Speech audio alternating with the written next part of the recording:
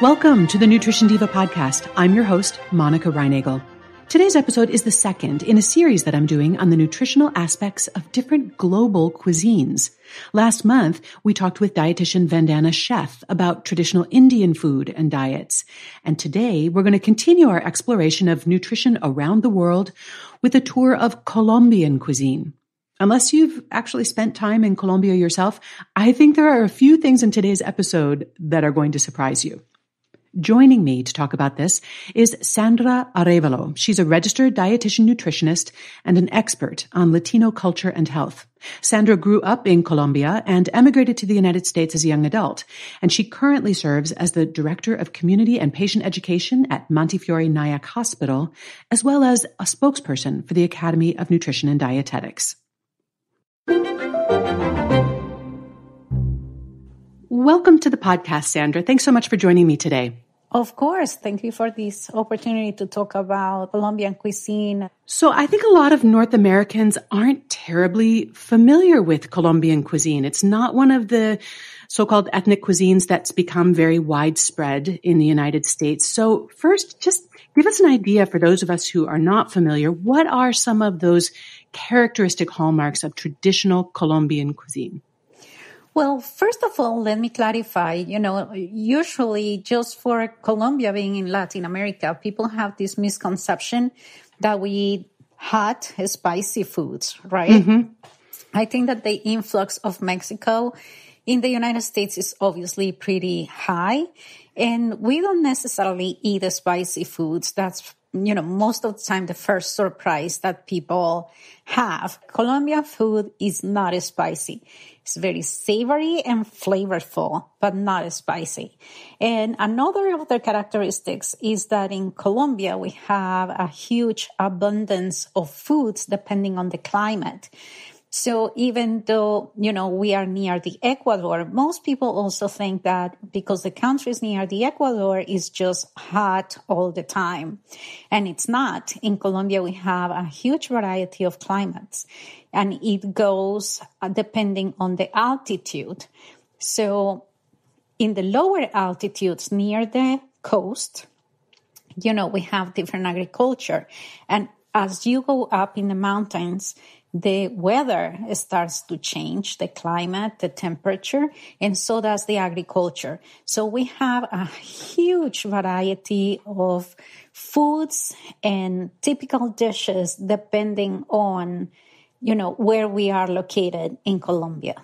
Sure, I guess we see the same thing here in the United States. The cuisine in New England is very different than the cuisine down on the U.S.-Mexico border or up in the Pacific Northwest. It depends on, as you say, the climate and what foods are grown and raised in those areas.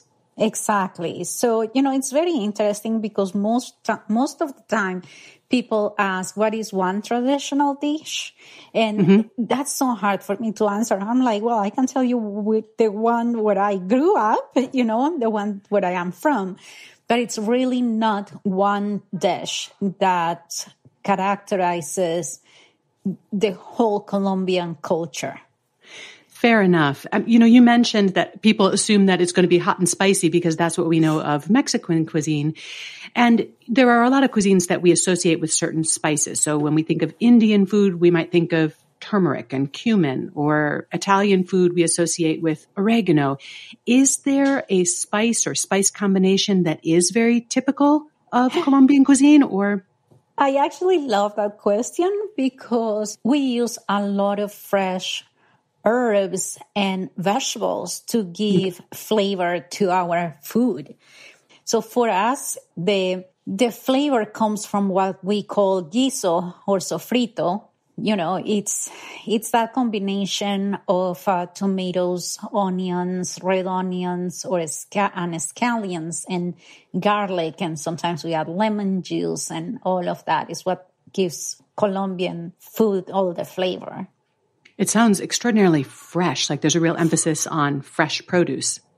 Yes, absolutely.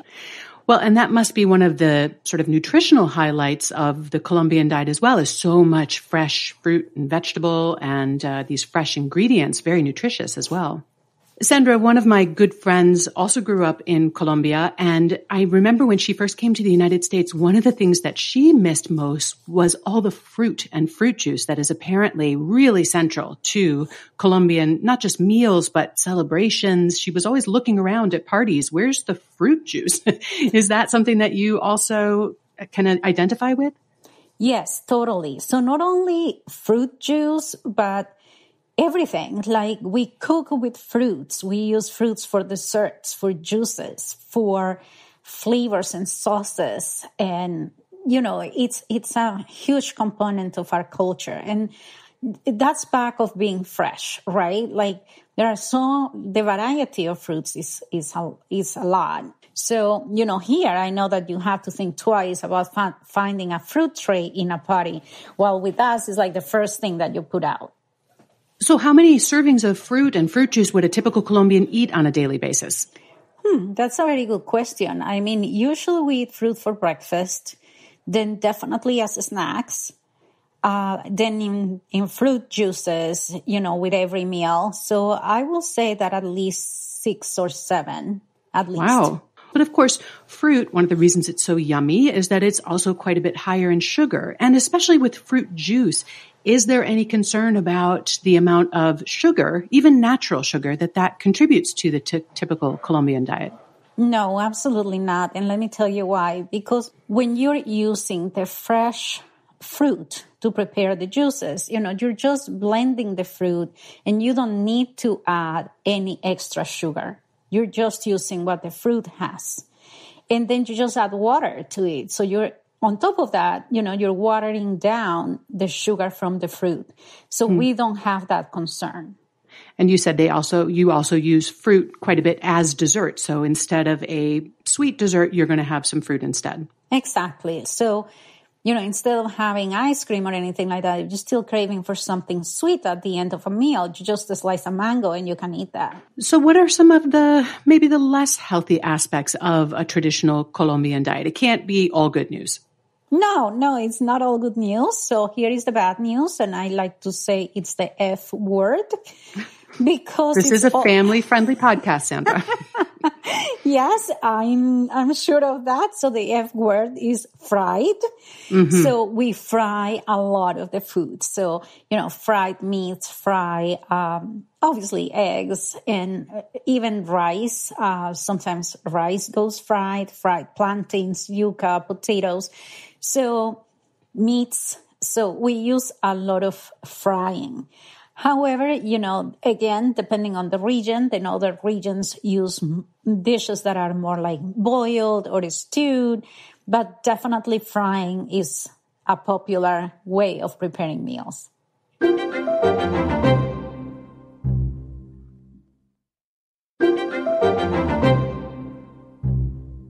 What role does meat play on a traditional meal? Is it a center of the dish the way it often is in traditional American cuisine? Is it a smaller portion of the meal? No, it's central as well. Definitely, in Colombia, when you're preparing your meals, it's like you first think of the meat. Okay, what's the meat going to be? And then you prepare around it. But the good thing is, the salad is also there. So it balances it out a little bit. In the recent iterations of the dietary guidelines for Americans, which, seeing as you practice as a dietitian here in the States, I'm sure you're very familiar with those. We've seen this emphasis moving meat off the center of the plate and into a more subsidiary role. And the guidelines have been evolving over the years to emphasize more and more vegetables, less meat, and also less starches. So we're now being told half of our plate should be vegetables, maybe a quarter is a small serving of meat, and a quarter is a moderate or small serving of starches. So how would you apply those kinds of nutritional guidelines to a Colombian diet? So not much different than that. We can definitely do the same thing.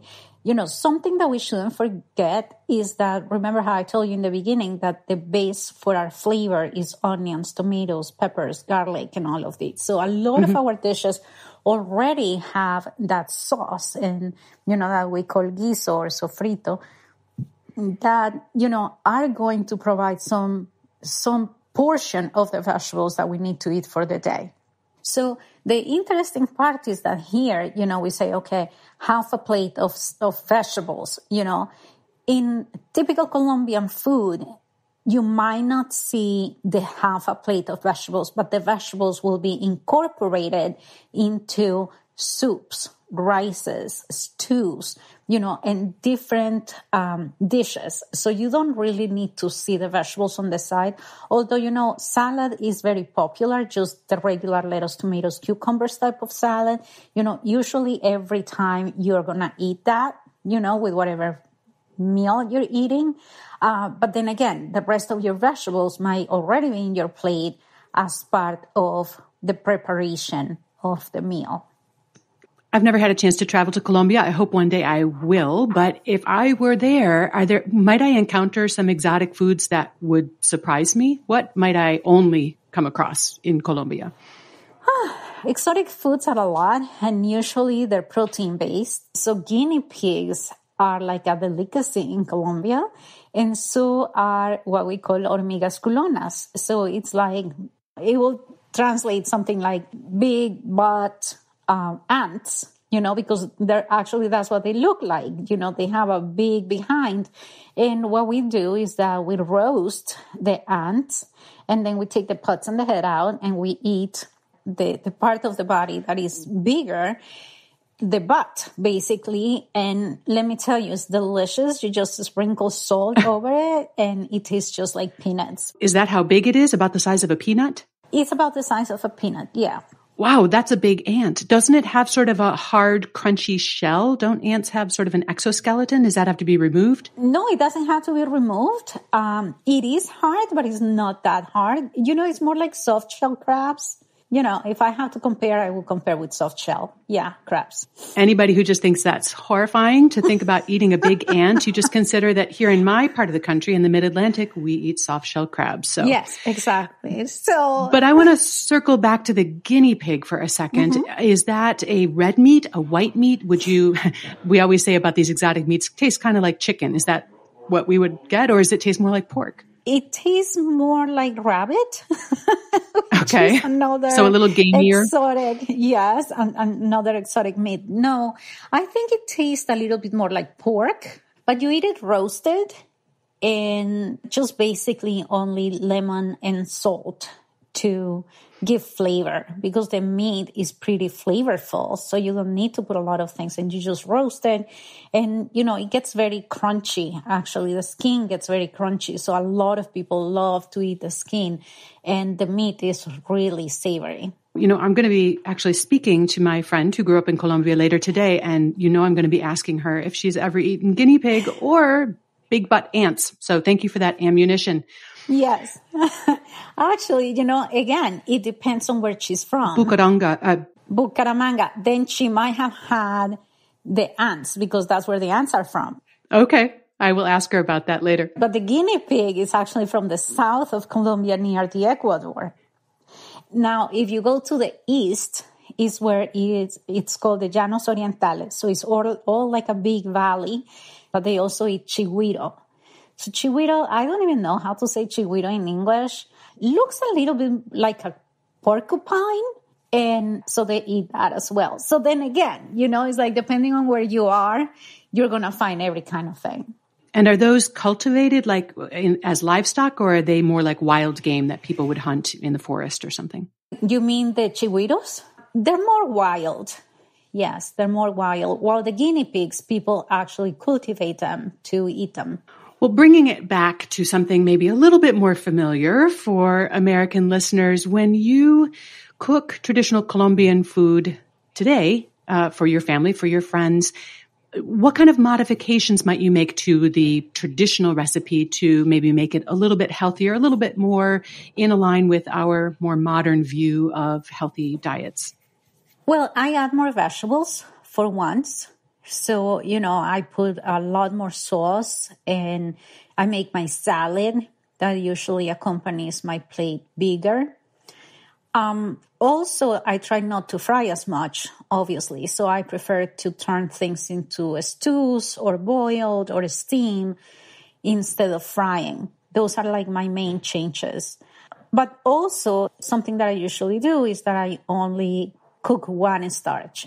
If we're going to eat rice it is, but I do not do rice and pasta. I could not.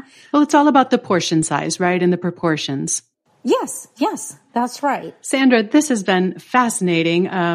We went in directions I did not anticipate going, but I had a lot to learn about Colombian cuisine, and I have a feeling a lot of those people listening today do as well. So I want to thank you for this quick tour and orientation to Colombian cuisine. And the next time that any of us have an opportunity to sample some of these dishes, I think we're all going to feel a little bit more confident and perhaps also a little more curious about them. Okay, thank you so much, Monica. So listeners, where should we go next in our tour of world cuisines and nutrition? Drop me an email at nutrition@quickanddirtytips.com and let me know what cuisine you think we should explore next. And one more quick announcement before we wrap up.